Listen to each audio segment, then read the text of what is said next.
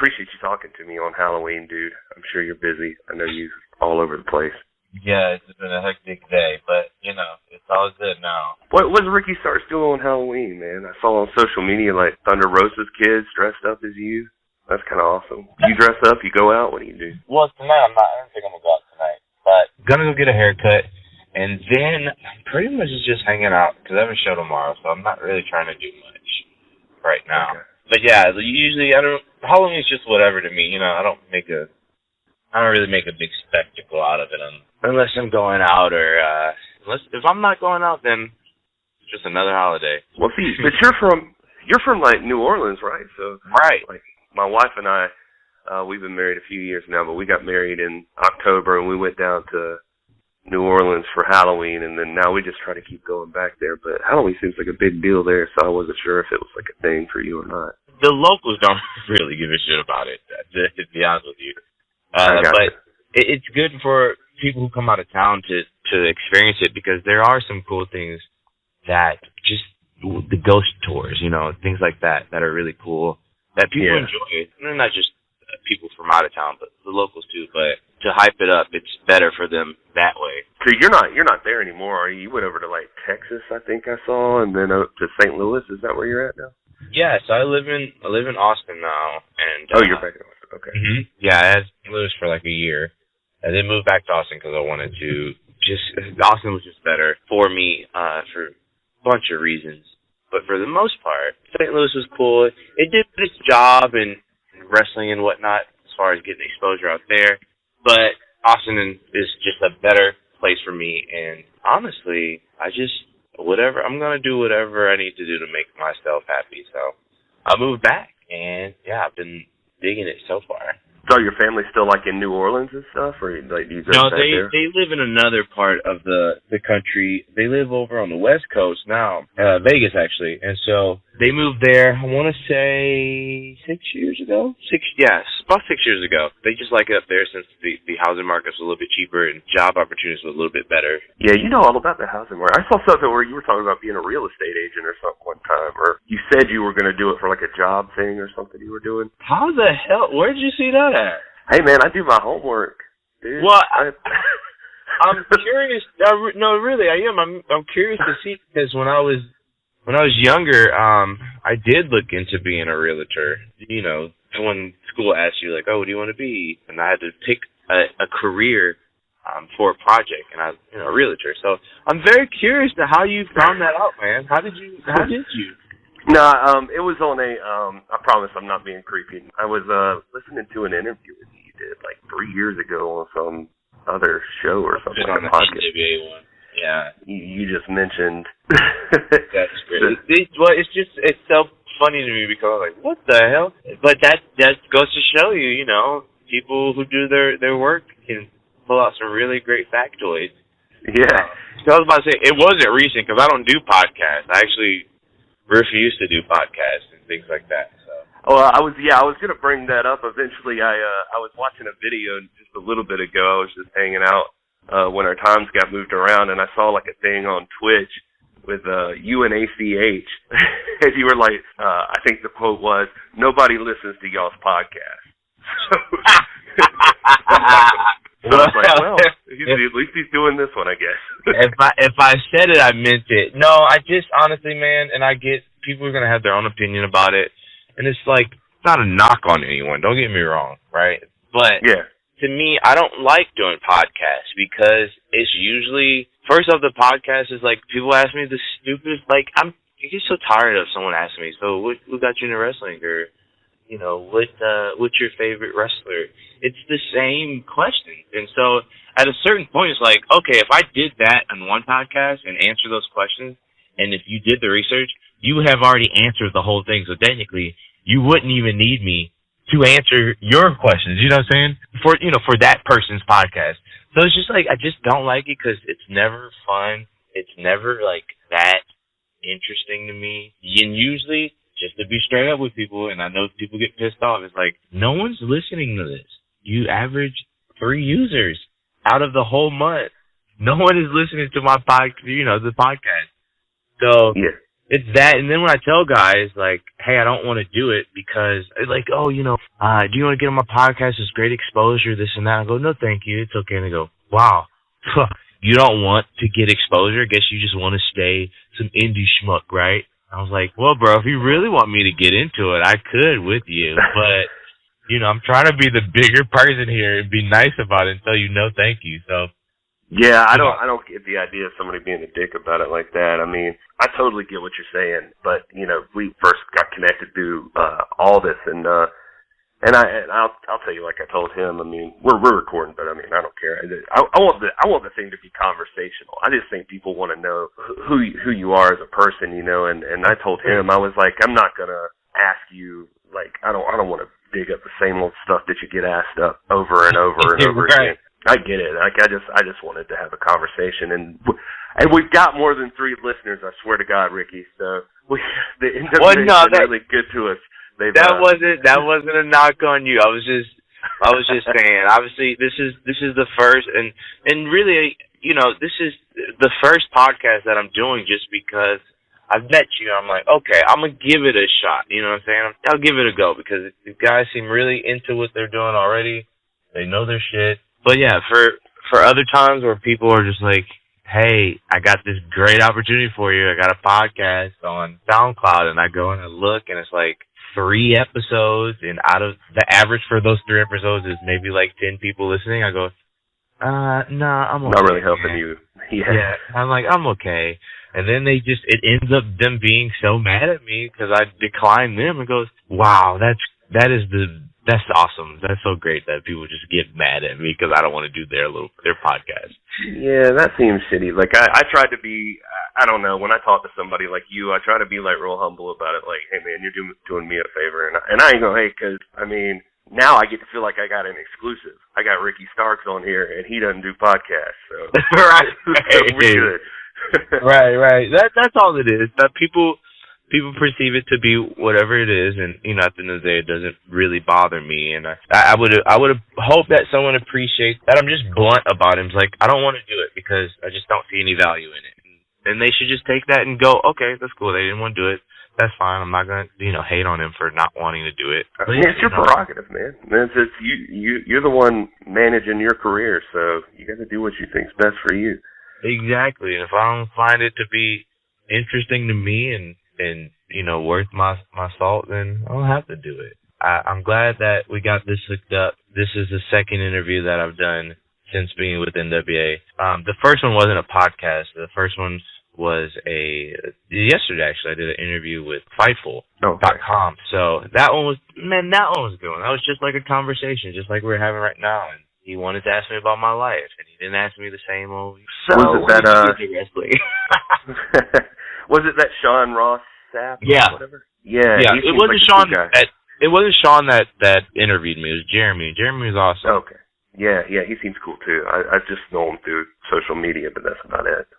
I do want to ask you this though, because since we're kind of on the subject, this is not about you getting into wrestling, so don't worry, I'm not going to do that to you. But I am curious because I know you went from like New Orleans and you went to Texas for wrestling. You went up to St. Louis. Now you're backing off. I mean, when I talk to like Aldis and Tim Storm and those guys, like Storm's at one part of his career. Aldis is probably like at the peak of his right now, and you're kind of you've been doing this for a long time. But I mean, a lot of people would consider you like right still at the start of it.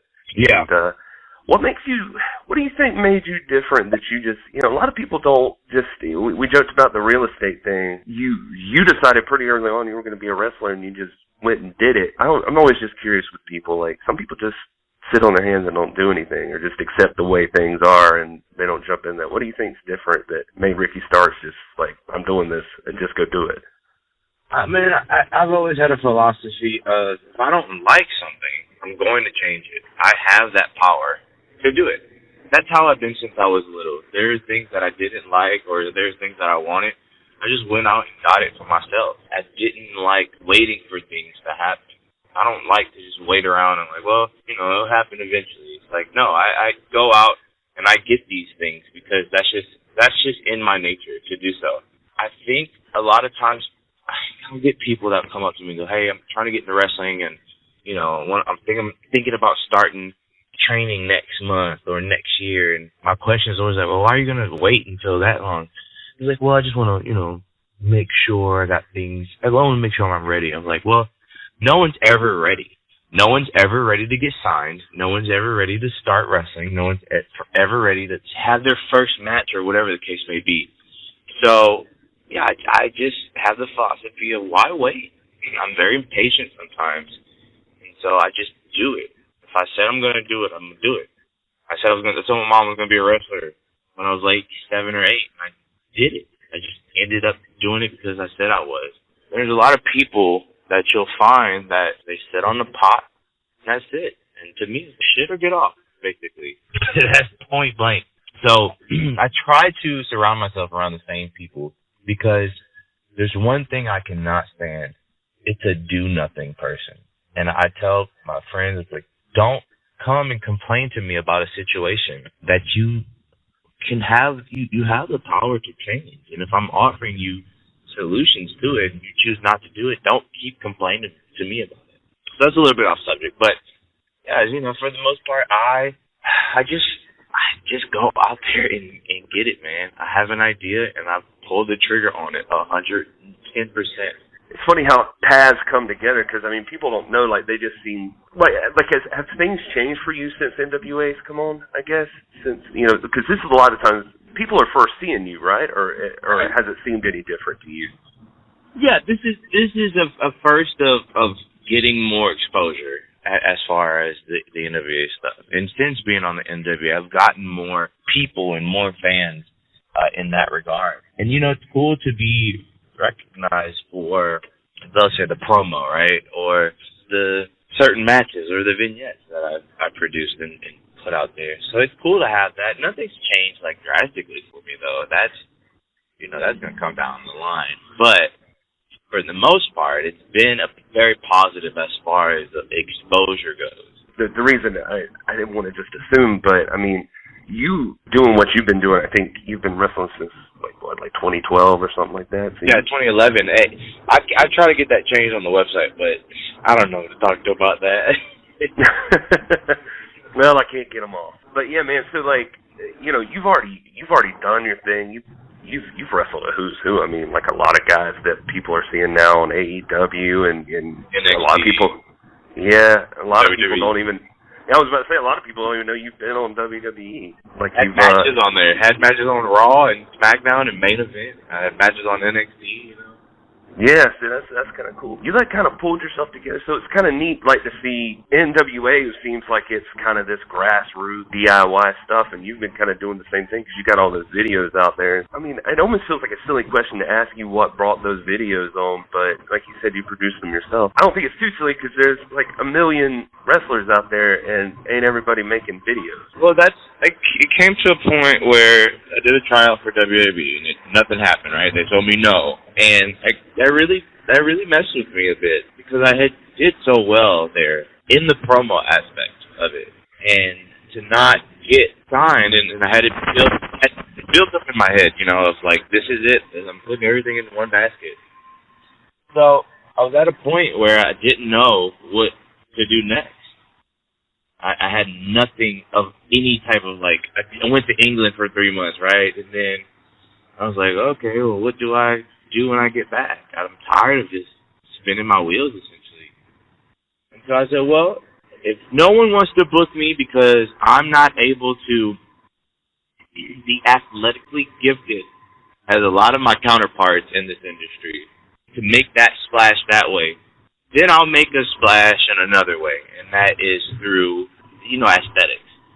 So I came up with the idea to make a video that was more of an aesthetically pleasing lookbook for a wrestler. So you would look at them, and then you would see him dressed in these things, and you go, okay, well, I'm going to give my assessment on what this guy is about, or, what he is. The other part of that was, I'm going to get myself over. If no one wants to book me, if no one wants to put me on their show or read my messages or my emails or things like that, then fuck it. I'm going to just post a video and have it be outlandish with no context. And then you just decide what it's about and go from there, I did that for that main reason. And also, too, It's very creative. I have these ideas, and I never do anything with them. And I remember waking up one day, and I was like, if whatever idea I get, I'm going to make it come to life. That is the promise I keep to myself. And like I was saying earlier, whatever I say I'm going to do, I do it. That is the bond that I've created with myself, that I hold myself to.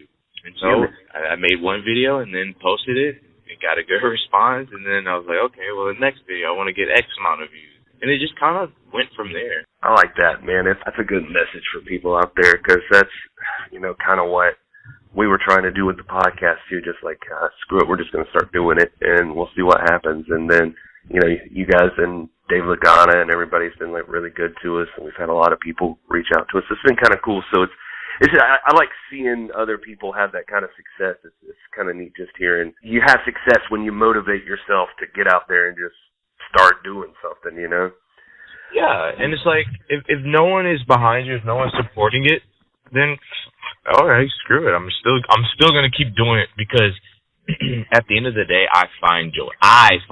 In it.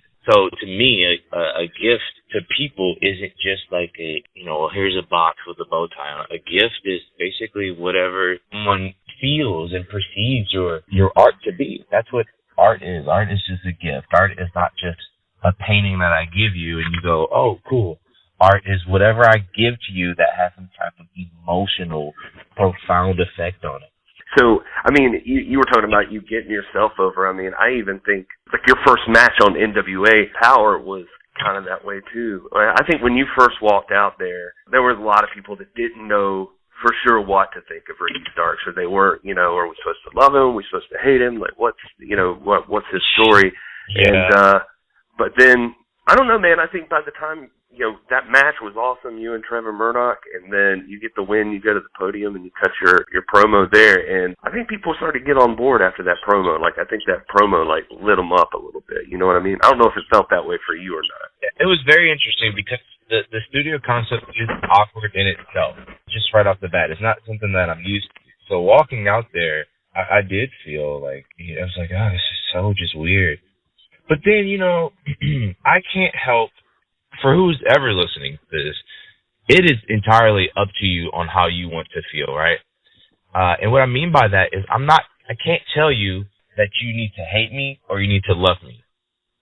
That's not up for me to decide. And I think a lot of people are so conditioned to that they need to be told, well, what is his moral standing with us?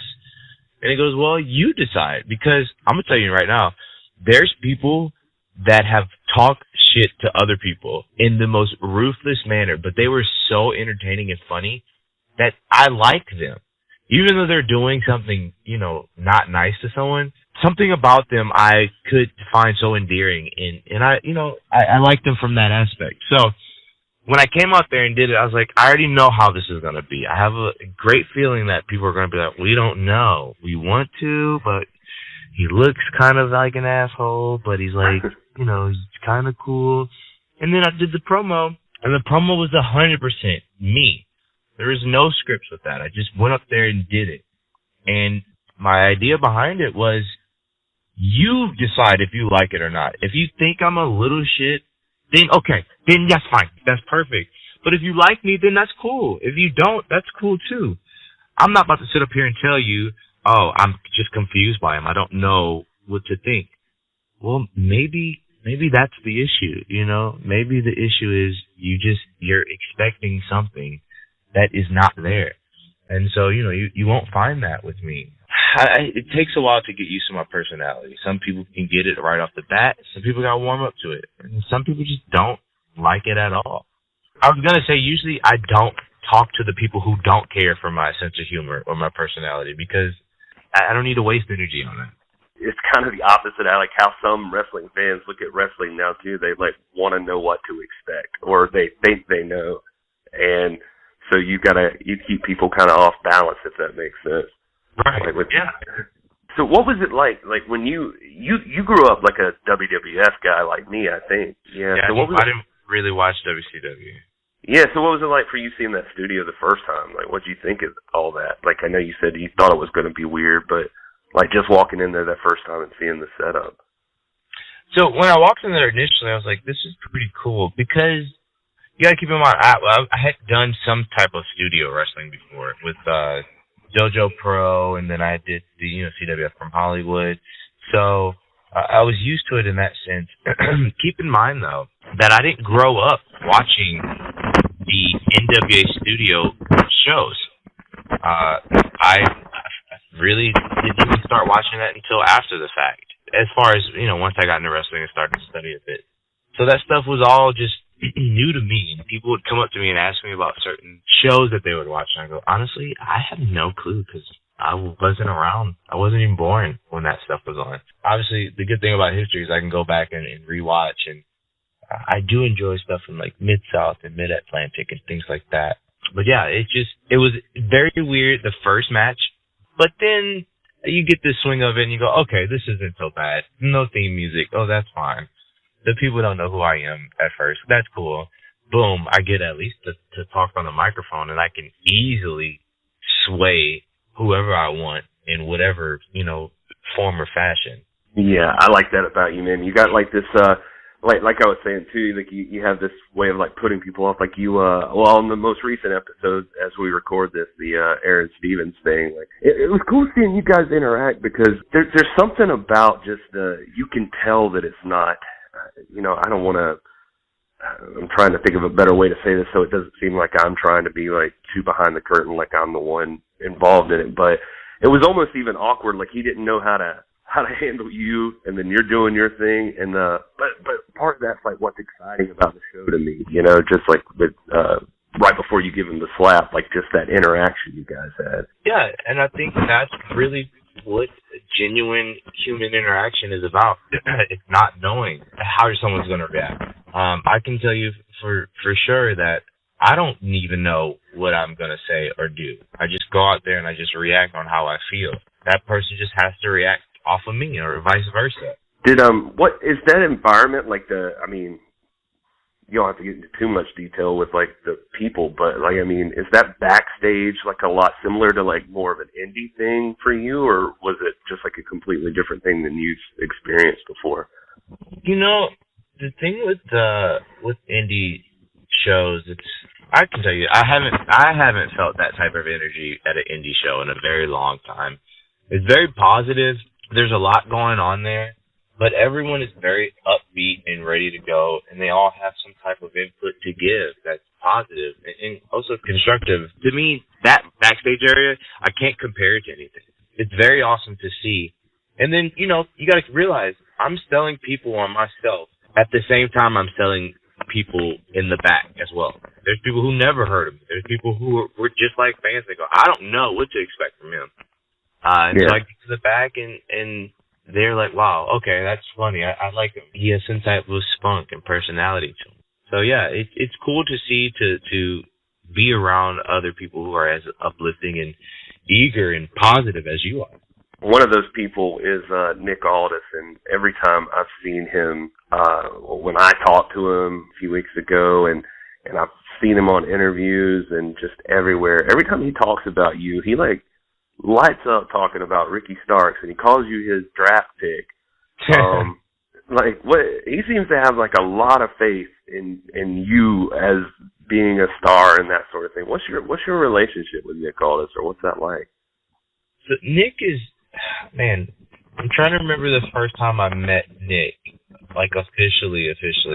Actually, now I remember, the first time I met Nick was at NWA 70, and Nick is so supportive. It's very refreshing to have someone who, like, for all intents and purposes, you look at me and you look at Nick, and you would think that, oh, those two wouldn't get along, or, those two are polar opposites. Right. But what most people don't realize is Nick has somewhat of the same personality and humor, as I do. So it's awesome to have someone in my corner like that who is rooting for me and who is genuinely trying to help me. You know what I'm saying? So I can't thank him enough. I love him to death, but a lot of people need someone like Nick in their life, someone to just be their cheerleader and be like, yo, you're good. I don't get why no one hasn't seen this yet. I see it. 100% of what you can do, what you're capable of, where you're going to go. And maybe that's due to the fact that Nick was in a similar situation when he was first starting up, and he didn't have that person there to really rally behind him. I don't know. What I do know and what I do care about is the fact that he's a supportive guy that gets me, does not judge me for anything different, doesn't judge me for being like, well, you're not as tall as me or you're not as big as me, you know. He doesn't give a shit about that when it comes to me. So I appreciate that to the utmost.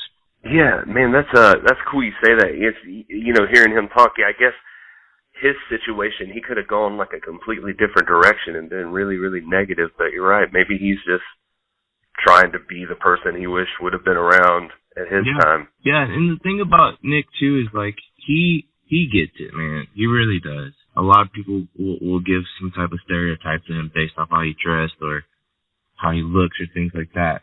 What you got to realize is that he's very creative, and I think you can always spot another creative person, right? And I feel like you can always spot someone who has the same drive and ambition and can really do a lot, and I think that's where he's at. But yeah, I never actually fully asked him how the start of his career happened, but I can just only assume based off of how he treats me. He goes into it a little bit in the interview we had with him, and yeah, I think you're right, man. I think you got him pegged pretty well. Ricky, I got to ask you this one thing, and I almost hate to do it because I feel like it's going to be something cliche, but you got to talk to me about Stroke Daddy, because I get absolute. That makes sense. But Stroke Daddy, like, man, I was trying to, I mean, I love it, but I was trying to go, like, online, and, like, I'm apparently too lame, and then I get an Urban Dictionary, and that takes me down a rabbit hole. Like, all right, where does Stroke Daddy come from for Ricky Starks?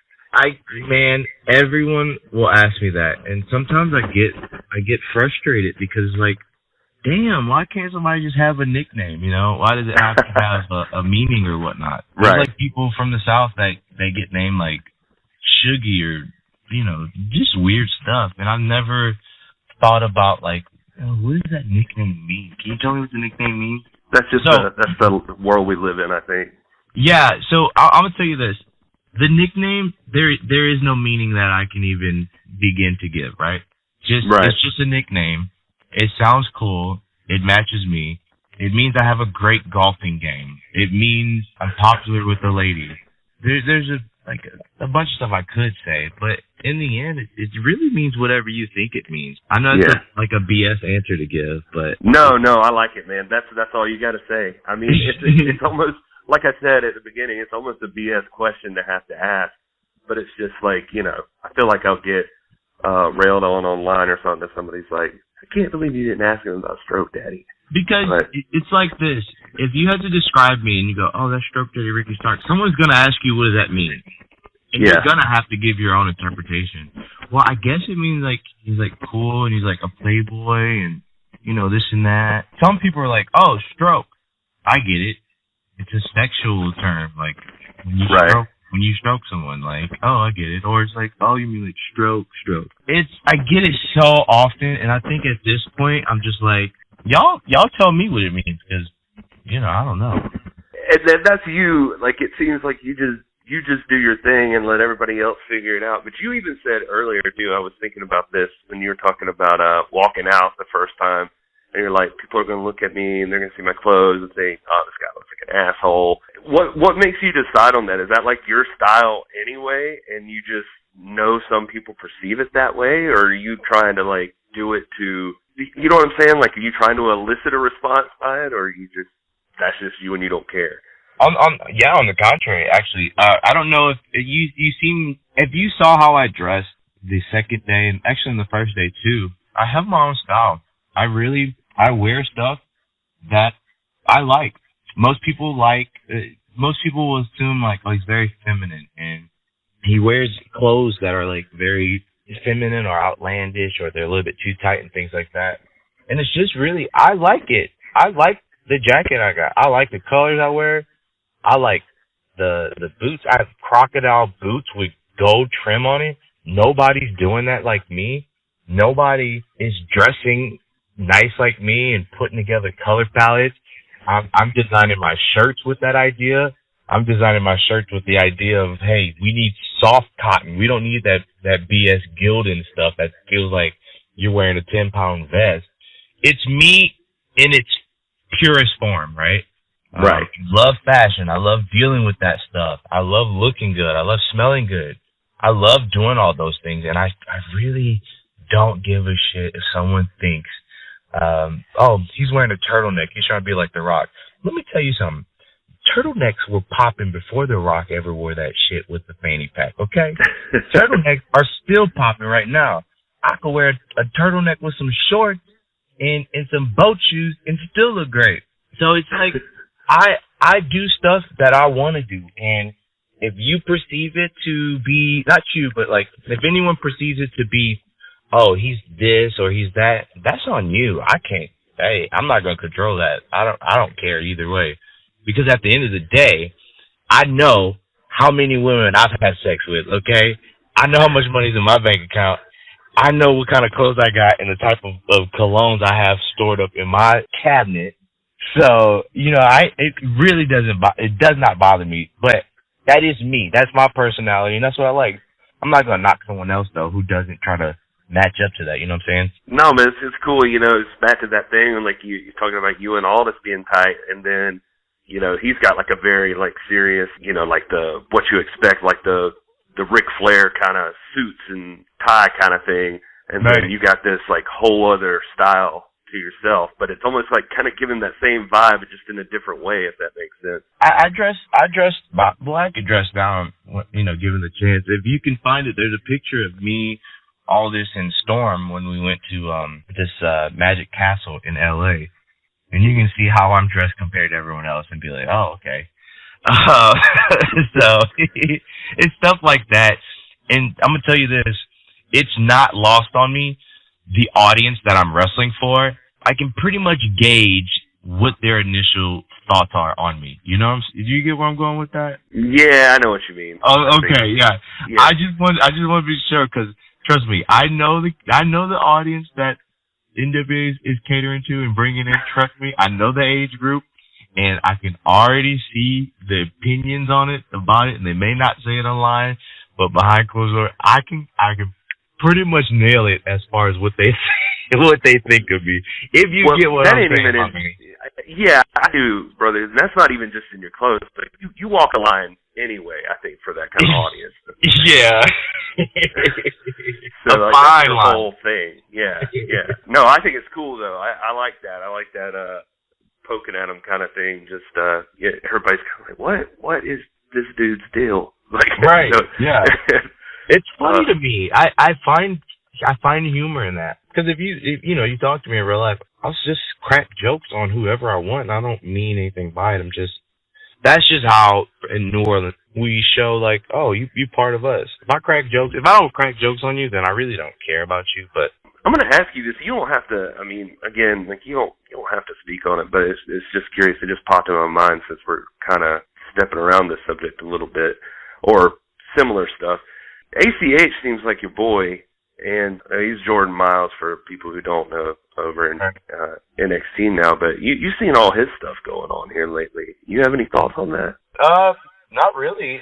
It's just, you know, people have their opinions on things that they feel are very important to them, and he feels that's very important to him, and he has a platform, and he has all right to go on that platform and say what he wants. It's no different than, you know, Joe Schmo coming on the platform and having to run down a wrestler, a promotion, and it's like, okay, that's the freedom we have in this world, so why not exercise it? It's kind of crazy to me, actually. Like, I was seeing it all blow up on social media and everything, and I'm like, man, why are people getting so fired up about him having an opinion? You know what I mean? Like, right. It seems like it's, if he feels a way, he feels a way, and I don't know. Anyway, let's do this, and I'm going to say this just on this part, but everyone has their own experience about something, and it is not for you or for him, you know, to agree with that experience, because that experience is only for you. You could sit up here and tell me, you could say a sentence, and how I experience that and how I interpret that is going to be totally different than the next person next to me. What we can't do is invalidate those experiences. I wouldn't do it to you, and I would hope no one does it to me, right? Right. And so I think moving forward, here's what's lost today. Empathy. We have no more empathy. We have eliminated empathy through social media. And it's a very sad thing, because if we had a little bit more empathy, I think we could empathize with people's experience. So, okay, you got a different experience from me. Why is that? Educate me. I see why you find that to be bad, or I see why you find that to be good. Yeah, when it comes to social media, we just excuse that for whatever reason and say, nah, I have a platform. This is what I'm saying. This is to be true. If you don't like it, you're X, Y, and Z. And it goes, that's not how it actually works in real life. So. No, I'm 100% with you. That's something I don't know. I try to stay out of all the political stuff and all that on social media, but I always feel like that's absolutely one of the big things missing is empathy. Ricky, it is making me respect you more and more the more stuff I hear you say. That's awesome, dude.